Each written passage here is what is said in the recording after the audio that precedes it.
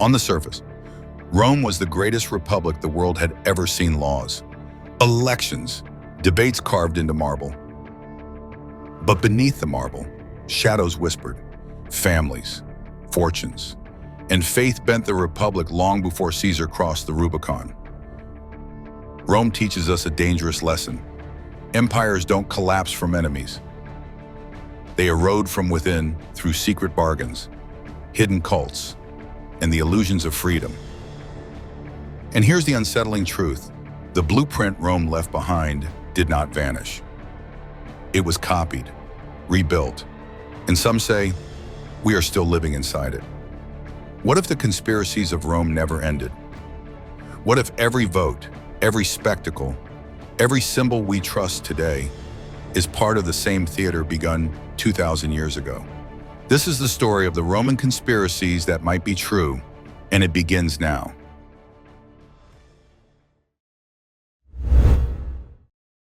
Shadows in the Senate. On the steps of the Curia, Rome's Senate House, torches flicker against polished marble. Inside, 100 men in white togas argue, but their shadows on the wall look more like conspirators than statesmen.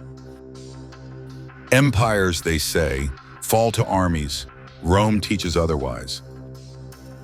Empires erode first from within through whispers, bargains, and daggers concealed beneath robes. The Roman Republic was designed to prevent tyranny, checks, balances, elections, and laws. A system so admired that 2,000 years later, the framers of the US Constitution would copy it nearly line for line. But in practice, Rome lived not by law but by intrigue. Conspiracy was not an exception, it was the bloodstream of governance. Take the Catiline conspiracy of 63 BCE. Lucius Sergius Catilina was a patrician senator, but debts and ambition weighed him down. Rome's poor hailed him as their champion. Its elite branded him a traitor. Cicero, the consul of the year, thundered in the Senate that Catiline planned to murder officials, burn the city, and crown himself dictator. His speeches, the famous Catilinarian oration, still echo in Latin classrooms today.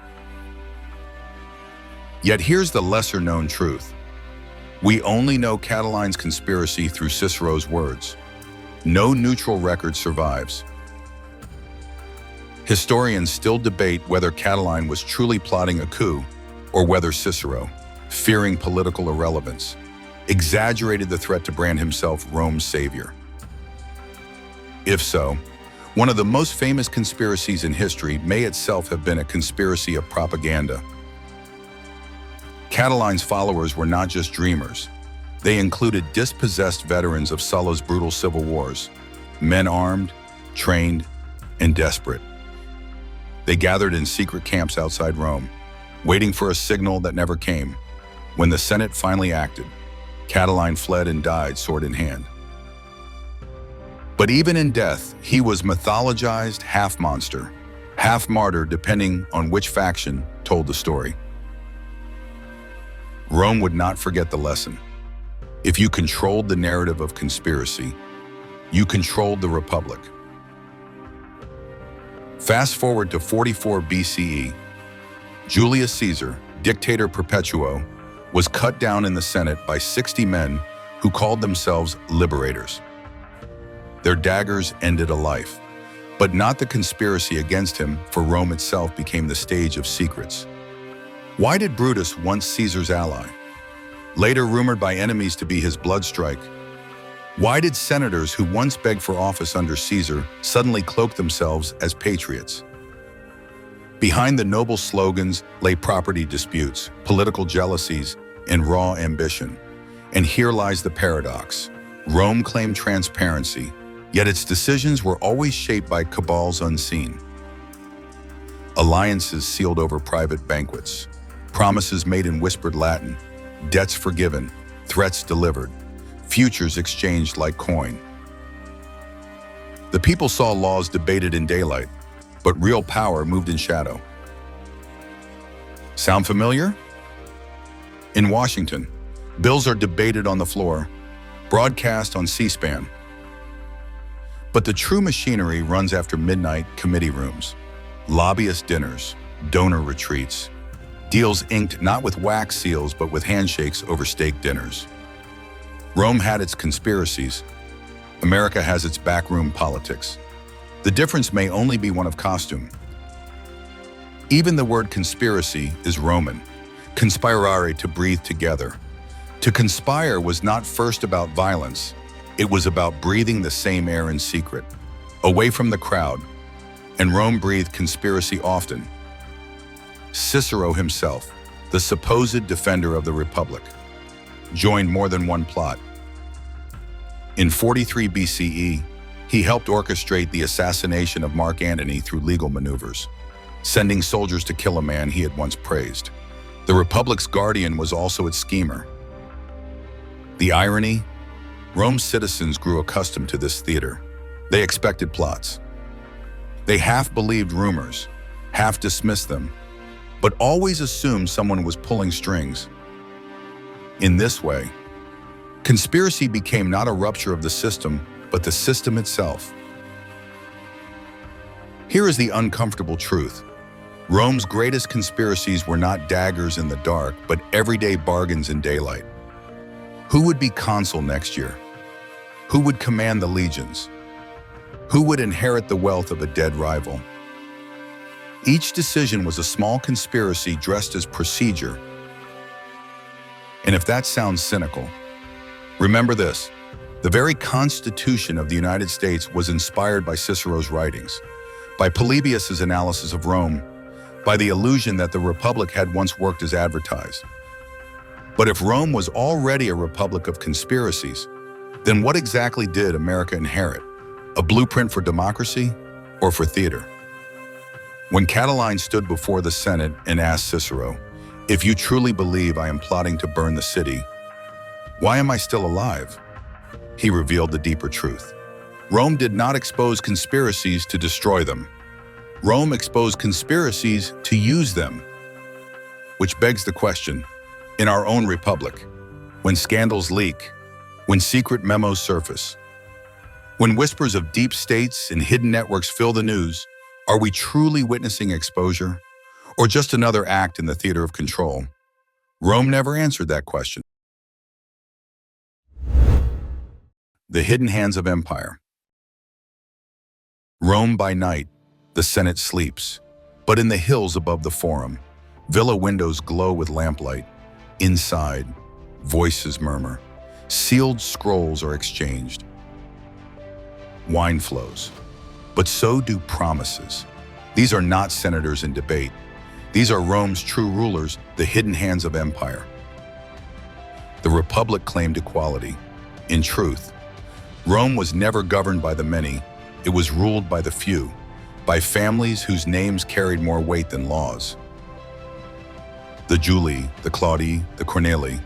To speak their names in public was to invoke centuries of conquest, ancestral statues, and gods who, it was said, favored their bloodline. In a city of 1 million souls, fewer than 20 families decided the fate of all. A verifiable fact. Between 366 BCE and the end of the Republic, more than half of Rome's highest office holders, the consuls, came from just a handful of families. The Republic's constitution promised openness. Its practice was dynastic monopoly. But power was not only blood, it was wealth. And no Roman embodied this better than Marcus Licinius Crassus, the richest man in Rome. His fortune was so vast that Plutarch claimed he owned most of the city. How did he build it? Not only through trade or property, but through calculated crises. Crassus ran private fire brigades. When a house burned, his men arrived not to douse the flames, but to bargain. Crassus would offer to buy the property for a fraction of its worth. If the owner refused, he let it burn. If the owner agreed, the flames were extinguished, and Crassus rebuilt, out of ashes. He made an empire. Crassus also controlled information. He paid networks of informants, often freedmen, who whispered which senators faced debt, scandal, or ambition. With that knowledge, he extended loans like a spider extending silk. To accept his coin was to accept his chain. Cicero, Rome's most famous orator, owed part of his career to Crassus's purse. Even Caesar, young and indebted, rose only with Crassus's gold behind him. And leverage extended beyond coin. Rome's entire social fabric was built on clientela, the system of patrons and clients. Each morning, powerful men staged a ritual called the salutatio. Clients gathered at their patron's door, waiting for a nod, a coin, or an invitation to accompany him through the forum. The greater the crowd, the greater the man. Elections were won not by persuasion, but by spectacle, the size of the entourage trailing a candidate. Patronage was Rome's operating system. A senator might appear to stand alone in debate, but every word he spoke represented invisible debts to family, to creditors, to clients who expected favors. The Republic is free, Romans like to say, but freedom had a price, and it was always paid in loyalty to someone higher. In Washington, senators cast votes, but behind each one stands a column of lobbyists, donors, and consultants. Rome had clients. America has special interests. Both march not in togas or suits, but as proof that visible politics is only the surface of invisible bargains. Perhaps the greatest example of invisible rule was the first triumvirate of 60 BCE. Three men, Caesar, Pompey, and Crassus, formed a secret alliance. They agreed to divide Rome's spoils. Pompey would secure land for his veterans. Crassus would gain favorable tax contracts. Caesar would win the consulship. To the public, laws still passed, elections still occurred. To the Senate, speeches still echoed beneath marble arches. But the Republic was already hollowed out. Its destiny was determined not in chambers, but in dining rooms lit by flickering lamps. This triumvirate was never recorded in law. It left no decree, no treaty, no official trace. Historians reconstructed only from letters and hints. Rome, for a time, was ruled by a government that technically did not exist, and yet it was more real than the one inscribed on stone. Rome's hidden hands reached even into the sacred. The Vestal Virgins, priestesses of Vesta, held not only religious authority, but political weight. Their testimony could save or condemn a man in trial. Their protection was so respected that political prisoners begged for their touch. To win favor with the Vestals was to wield a silent but powerful endorsement one Augustus himself cultivated in his rise to power. In a republic obsessed with omens, the manipulation of religion became another invisible lever of control. Compare this to America's use of faith, ritual, and image, the prayer breakfast, the symbolic gestures of piety. In both cases, belief itself became a currency, and belief, when managed by the powerful, is the most binding conspiracy of all. The phrase conspirare means to breathe together. In Rome, men did not always conspire to kill, they conspired to rule. They breathed the same air behind closed doors while citizens outside argued about bread prices and theater tickets. When Caesar crossed the Rubicon, it was not the act of one man defying the Senate. It was the final move in a decades-long chess game of secret alliances, betrayals, and bargains struck long before the public saw a single soldier march. And what of America? Its founding fathers, inspired by Polybius and Cicero, believed they were resurrecting Rome's republic without its flaws. But if Rome's republic was already governed by conspiracies, families, fortunes, secret compacts, then perhaps America inherited more than marble columns and Latin mottos. Perhaps it inherited the architecture of invisible rule. The deeper truth is this: Rome's conspiracies did not hide in shadows. They hid in plain sight. cloaked as tradition, ritual, and law. The public cheered elections, unaware the outcome had already been purchased. They debated omens, unaware omens were scripted. They trusted priestesses, senators, and generals, unaware each was indebted to hands unseen. Rome's deep state was not theory, it was reality.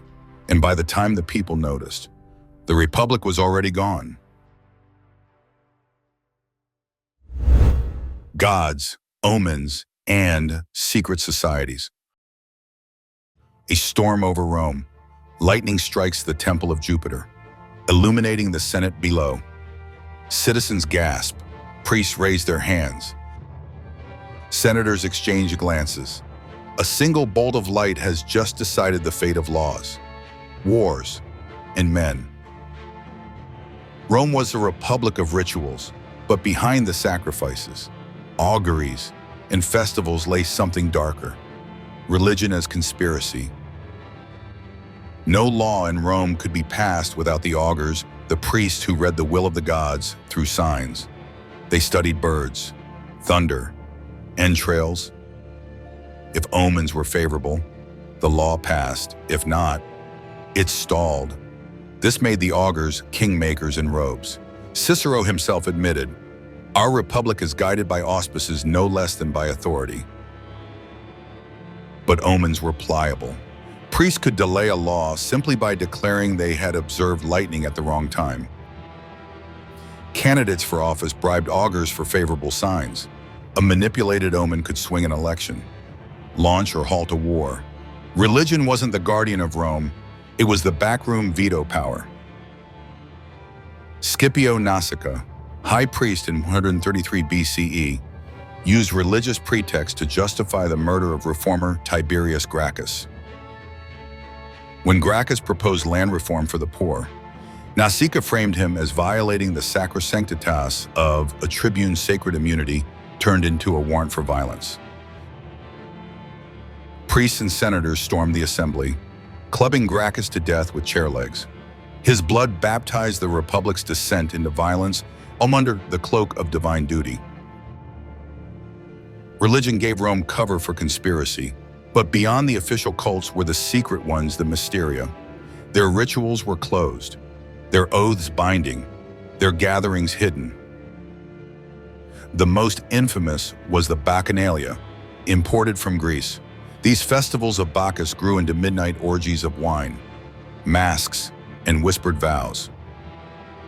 By 186 BCE, tens of thousands across Italy had joined.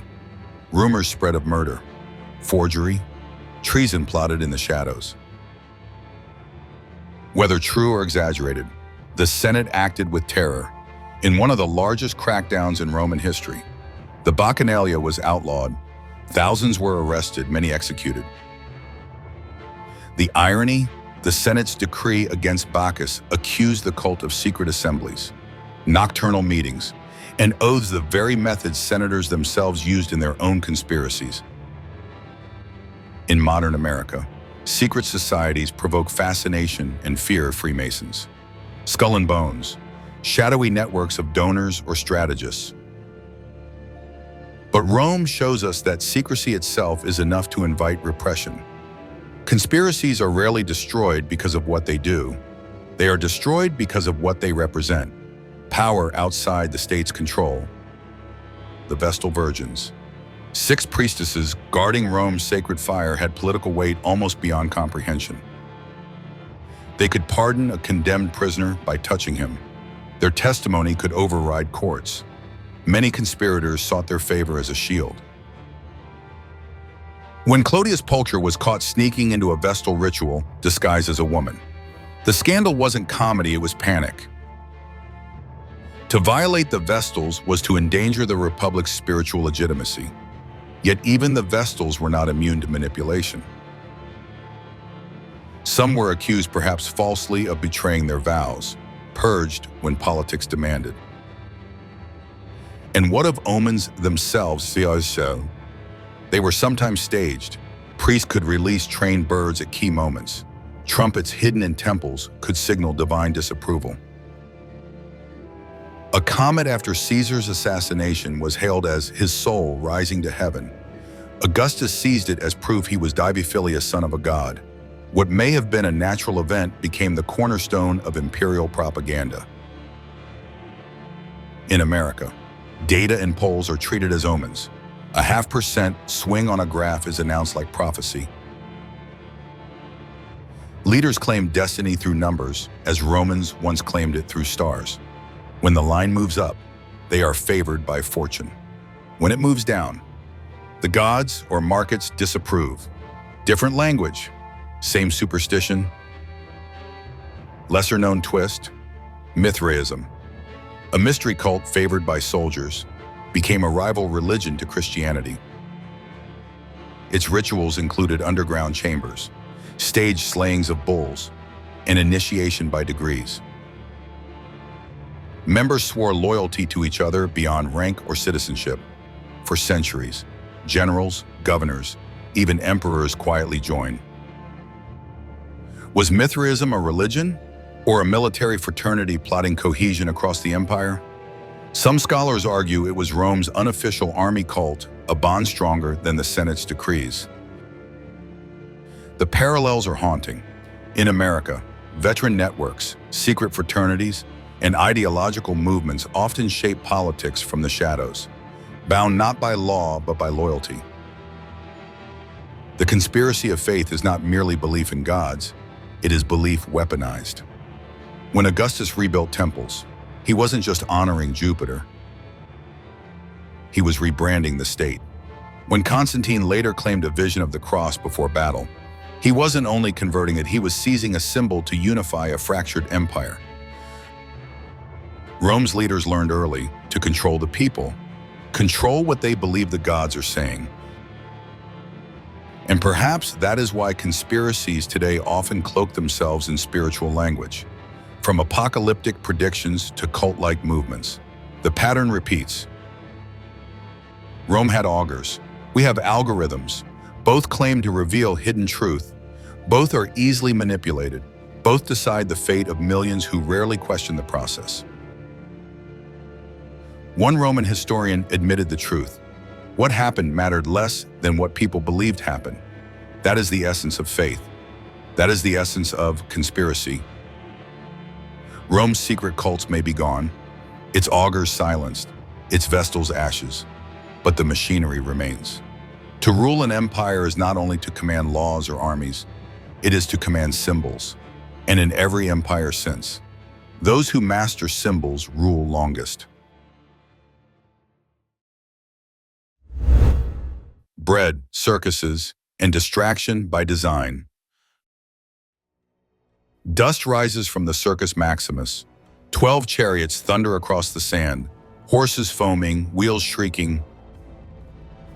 One crashes into the barrier splinters, screams, case. 100,000 voices erupt, some cheering, some rioting.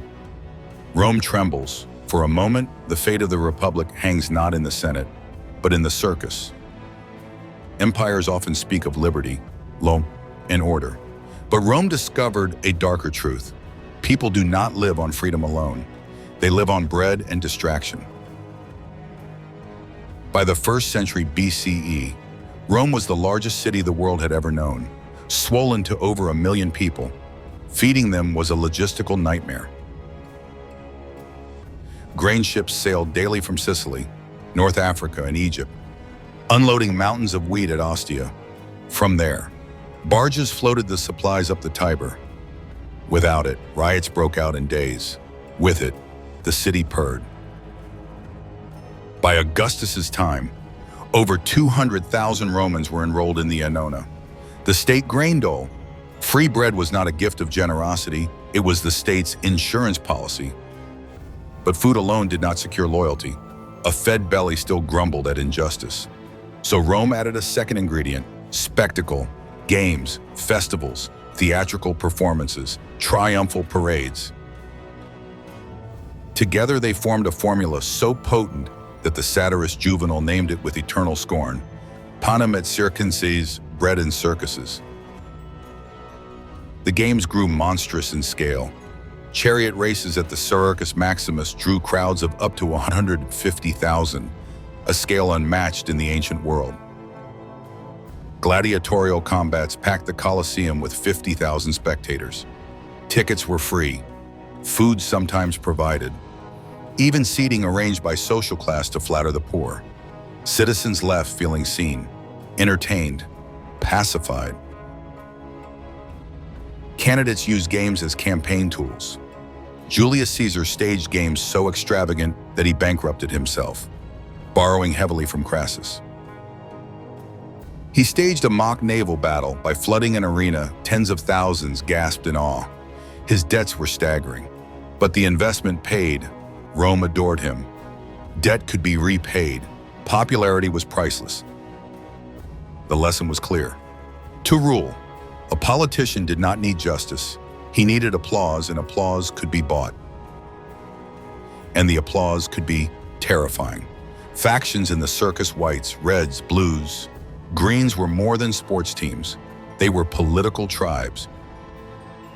Fans rioted when their champions lost. In 59 CE, after a brutal chariot crash, violence spilled into the streets, leaving dozens dead.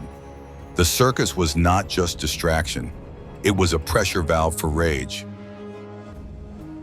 Surprising fact, the same pattern toppled Constantinople centuries later. In 532 CE, the famous Nika riots began in the Hippodrome over a chariot race dispute. Within days, the riot escalated into revolution. Half the city burned, tens of thousands killed. The circus gave Rome control, but it also gave the people a taste of power in numbers. Entertainment was a double-edged sword. In modern America, stadiums are temples of loyalty.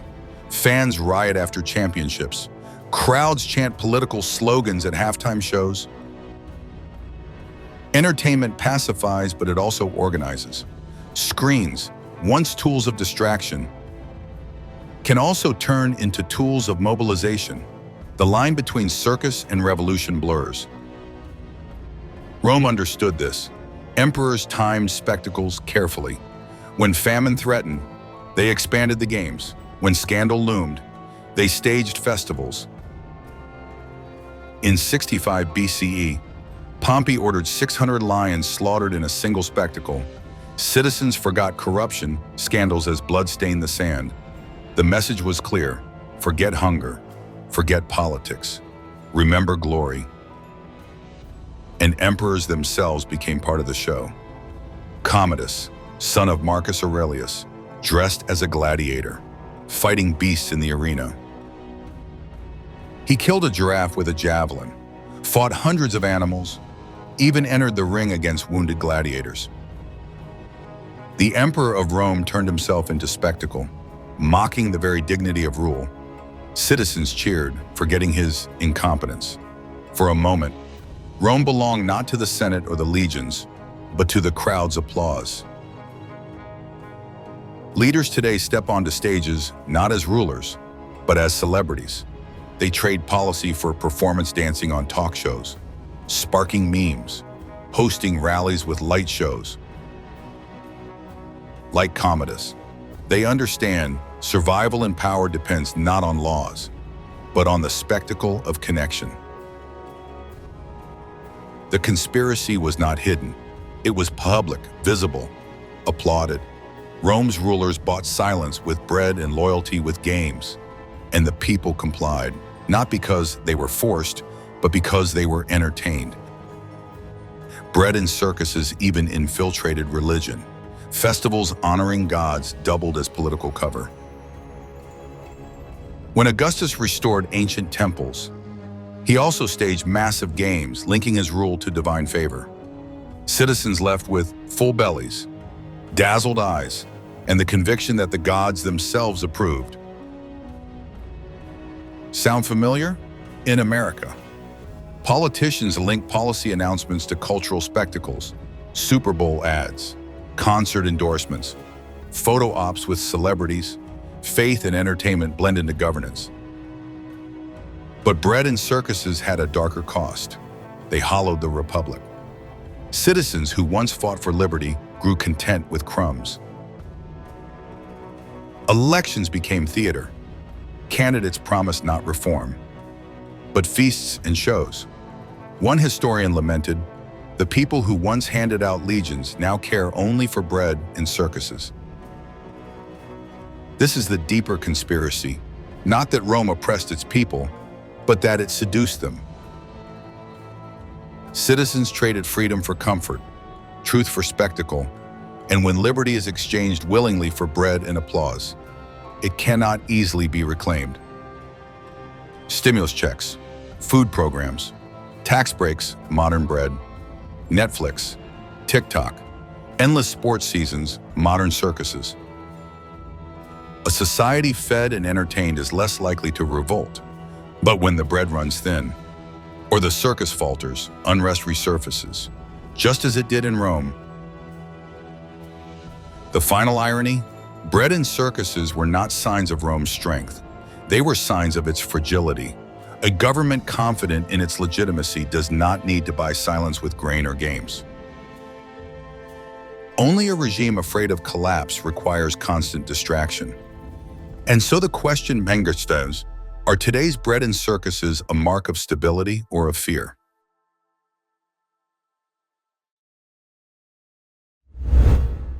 The empire never ended. Rome's historians tell us the empire fell 476 CE, they say, when a barbarian deposed the last emperor in Italy, or 1453 CE, when Constantinople fell to the Ottomans. But listen closely, the whispers of empire never stopped. Rome's body may have died, its systems never did. They seeped forward, mutating, waiting. The US founding fathers admitted openly they were copying Rome. The Capitol dome modeled after the Pantheon, the Senate named after Rome's Senate, the eagle lifted from Roman standards. Even the phrase "we the people" echoes SPQR, Senatus Populusque Romanus, the Senate and people of Rome. But here lies the conspiracy. The America they built did not inherit Rome's ideals. It inherited Rome's illusions. Rome called itself a republic. Citizens voted, senators debated, consuls rotated yearly. Yet behind this facade, families, money, and omens rigged outcomes long before ballots were cast. Citizens believed they chose. In truth, they confirmed decisions already made. In America, billions are poured into campaigns. Polls and algorithms sculpt public opinion. Lobbyists draft the very laws elected officials pass. Citizens step into voting booths. But the real choices were narrowed long before. Rome had SPQR. We have "we the people." Both slogans project power outward while hiding where it truly resides. Rome even had its spies, the frumentarii, soldiers disguised as grain inspectors, doubled as intelligence agents. They tracked dissent, reported whispers, delivered secret messages. By the 3rd century CE, they were Rome's surveillance state feared more than loved. So hated were the frumentarii that Diocletian disbanded them in the late 200s CE, replacing them with a new secret service. Rome could not exist without surveillance, it only changed the name. Today, agencies monitor communications, harvest data, track dissent online. Rome's spies carried scrolls, ours use algorithms. But both serve the same function: predict the citizen, pacify the citizen. In 312 CE, Constantine claimed he saw a vision in the sky, a cross with the words "in hoc signo vinces," in this sign, "you will conquer." He painted the Chi-Rho on his soldiers' shields. He won. The empire became Christian. But here's the twist. Constantine did not only change Rome's religion, he invented political branding. The Chi-Rho functioned like the campaign logo: simple, memorable, endlessly reproducible across legions. Rome learned that symbols conquer more effectively than swords. Today's politics often runs on logos, slogans, hashtags, hope, make America great again, build back better. Symbols, repeated endlessly, become truth. Constantine's cross and America's slogans both transform belief into empire.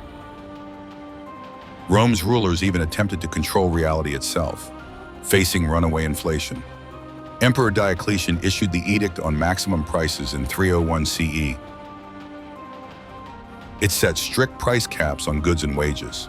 Inspectors enforced it ruthlessly. The goal was to save the economy.